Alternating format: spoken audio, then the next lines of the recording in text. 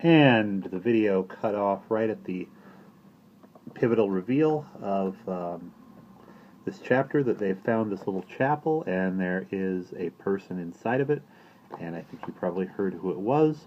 But just to close the chapter out, we'll go back to the beginning of that paragraph. The inside of the little chapel was a mess. Wooden pews were stacked in a corner, and everything seemed to be covered with gritty dust and dirt. The altar at the rear had been used as a dinner table.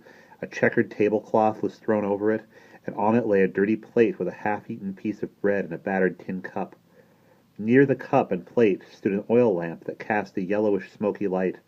A few paces from the altar stood an old-fashioned iron cook stove, and in one corner was a dirty striped mattress with an old threadbare blanket wadded up on it, and a rust-stained pillow with no pillowcase. Pulled up near the stove was a rickety, cane-bottomed rocking chair, and in it sat a little old man. He wore a very soiled and wrinkly white shirt, and a scrubby brown sweater with egg stains on it. His pants were coated with flowery patches of white dust, and the upper parts of his shoes were starting to separate from the soles.